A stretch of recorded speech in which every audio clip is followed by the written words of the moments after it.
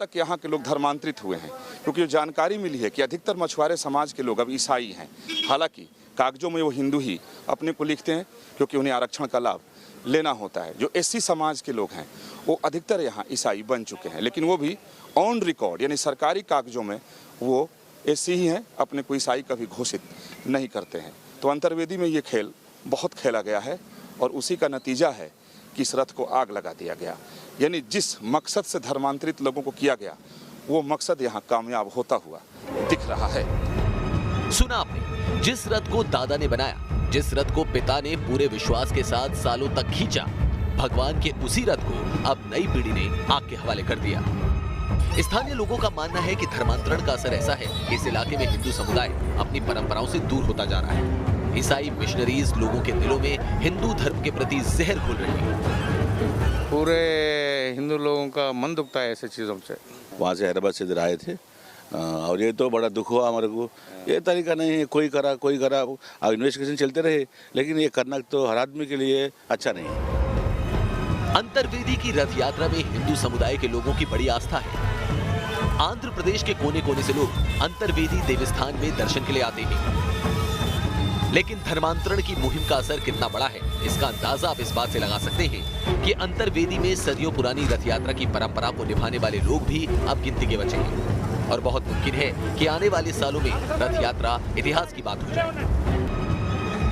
अंतर्वेदी की घटना एक वानगी भर है। आंध्र प्रदेश के कई जिलों में आबादी का स्वरूप तेजी से बदल रहा है। इन इलाकों का धार्मिक और सांस्कृतिक कैरेक्टर बदल रहा है और इसके लिए ईसाई मिशनरीज दिन रात जुटी हुई हैं। पास्टर्स की फौज गली गली हिंदुओं को ईसाई धर्म में कन्वर्ट करने की मुहिम में लगी हुई है। कन्वर्ट करने के लिए पहला ऐसा ऑफर देते हैं, कपड़ा, खाना, वो पूरा कन्वर्ट हो गए तो कुछ नहीं देते हैं, उसके पास 10% लेते हैं। न्यूज नेशन ने जब यहाँ पड़ताल की तो हमें पता चला कि इस इलाके में 90% जनसंख्या मछुआरों की है जो अब ईसाई है और बहुत ही प्लानिंग से इनका धर्मांतरण किया गया।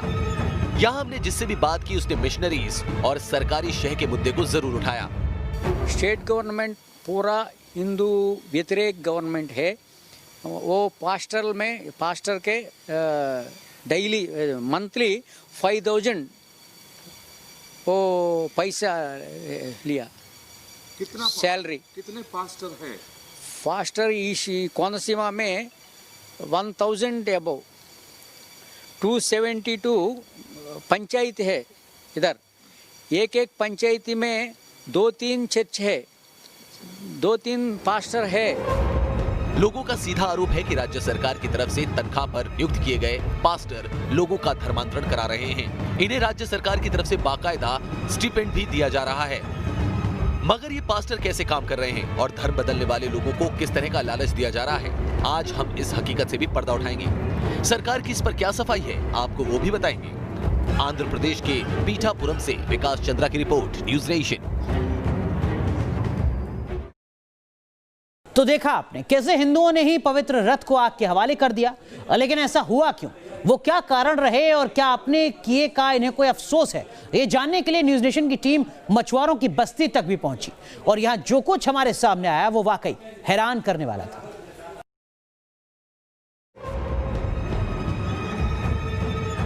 आंध्र प्रदेश में कन्वर्जन ड्राइव पर न्यूज नेशन की पड़ताल जारी थी। मन में सवाल थे कि क्या लोगों का माइंड वॉश किया जा रहा है, अगर ऐसा हो रहा है तो कैसे। इन्हीं सवालों की पड़ताल हमें अंतर्वेदी मंदिर से कुछ दूरी पर मौजूद अमलापुरम तक ले गई। अमलापुरम एक छोटा सा नगर पालिका का क्षेत्र है जिसमें करीब 30 छोटे छोटे वार्ड हैं। यहाँ एक बस्ती में हम पहुंचे तो हिंदू दलितों के घरों पर ईसा मसीह की तस्वीर नजर आई। पता लगा कि अधिकतर लोग ईसाई धर्म में कन्वर्ट हो चुके हैं। इधर में ज़्यादा से ज़्यादा कन्वर्शंस है। वो कन्वर्शन का प्रॉब्लम वो कोस्टल बेल्ट में है। ये दिस इज़ कोस्टल बेल्ट है। पूरा क्रिश्चियन मिशनरी ज़्यादा से ज़्यादा विदेशी का फंड इधर डालने के वो माल हिंदुओं का वो पैसा देने के और निकाल है। हमने यहाँ पहुंचते ही कुछ लोगों से बात की। इस शख्स के राशन कार्ड को भी देखा जिससे उसके ईसाई होने का कोई सबूत नहीं मिलता, लेकिन घरों पर निशान ईसाइयों वाले हैं और इसने भी स्वीकारा कि वो ईसाई है। अब इस घर को देखिए, ये भी उस हिंदू दलित का घर है जिसका कन्वर्जन किया जा चुका है। लेकिन यहाँ कोई भी इस मामले पर खुलकर नहीं बोलता। लोगों की कभी सभी लोग हिंदू थे, लेकिन अब यहाँ कोई हिंदू बचा नहीं। लेकिन सरकारी रिकॉर्ड में सब हिंदू हैं, नाम हिंदुओं की तरह ही रखते हैं। उसके पीछे वजह यह है कि जो SC ST का इनको सर्टिफिकेट मिलता है वो मिलना बंद ना हो, यानी जो लाभ मिलता है वो लाभ मिलता रहे।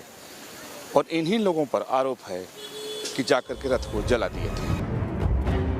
कोस्टल आंध्रा में बड़े पैमाने पर चल रहे धर्मांतरण के खेल में पैसा और पावर दोनों का लालच शामिल है। अमलापुरम में 30 वार्ड है, म्यूनसिपल वार्ड्स 30 में एवरी वार्ड में चर्च है।